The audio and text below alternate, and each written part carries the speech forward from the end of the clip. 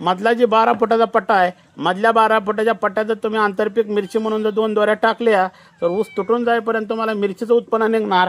मिरचीला सगळ्यात मोठी ॲलर्जी असते ती म्हणजे गारव्यामुळं, वातावरणामुळं, गारट्यामुळं त्याला आकड्या बोकड्या येतो. आपला जर ऊसात मिरची लावली तर कंटिन्यू उकाडा असतो.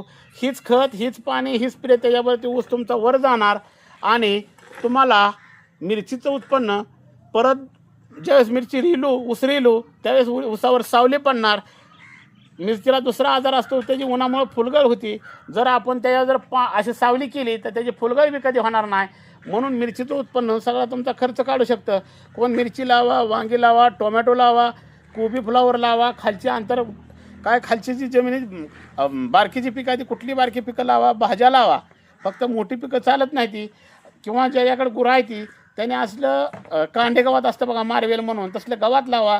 त्या गवताची वैरण 12 महिने तुम्हाला वापरा गुरांना गावल. मधल्या पट्यात आपल्याला काय काम नसतं. आपल्याला मधल्या पट्यात ऊस यायलाच असतो 5 महिन्यानंतर.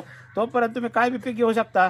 गवत तर तुम्ही ऊस तुटून जाईपर्यंत घेऊ शकता. बाळा शेतकऱ्यांना